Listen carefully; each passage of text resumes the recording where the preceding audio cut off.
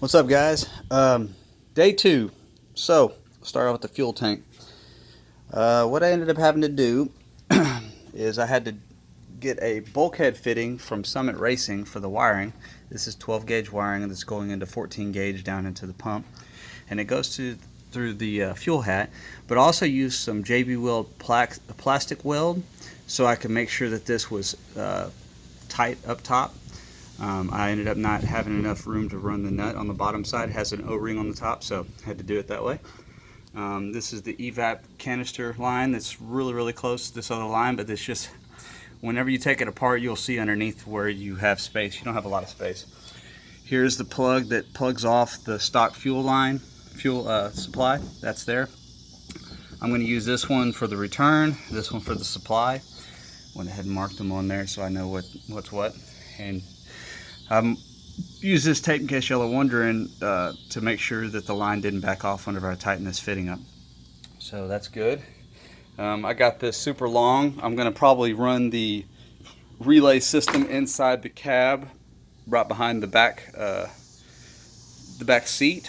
That way I can ground it right to the chassis, and it'll have a good ground, and it'll be accessible in case I have issues with it. Got all the lines ran right here.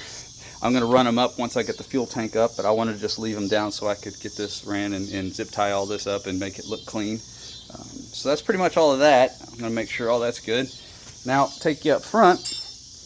This is some of the stuff that I really didn't have a good grasp of understanding what was going on. I got the Mustang intake installed, got the rails installed. I did have issues, and let me get a flashlight. Sorry, guys. Let me get a flashlight so I can show y'all what I'm talking about. Excuse my garage, it's a mess right now. I'm not really picking up as I go. Climbing up in here, you can see this fitting that goes down in here. It comes across and it goes over there to the heater core. This is the heater core hose. So I had to put an adapter in there and take the quick connect out, because this fitting right here that does the 180 that goes back. See if I can put the light on it so you can see. I'm sorry, I should have did this at a time.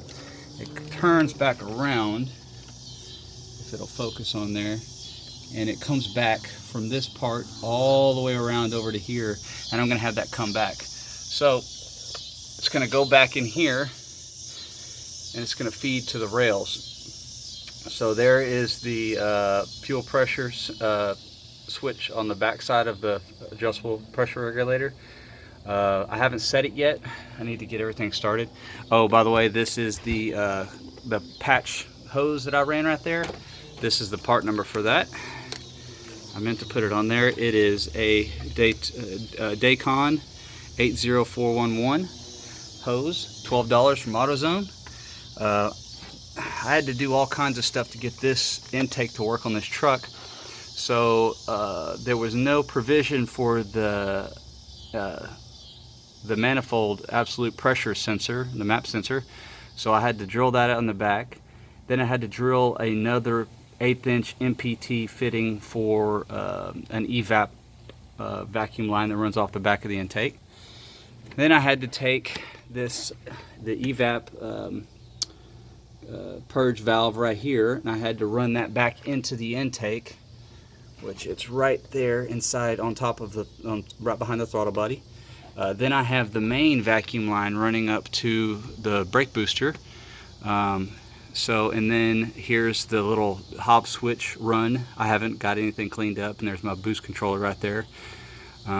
So I got all of this done. I'm pretty close to being done, but I just wanted to give you all a little update. I need to get everything buttoned up and cleaned up.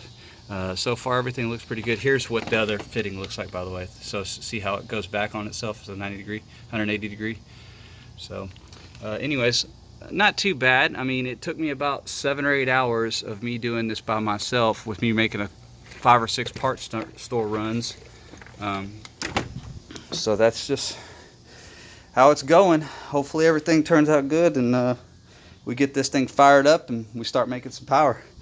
Anyways, hope you have a good evening.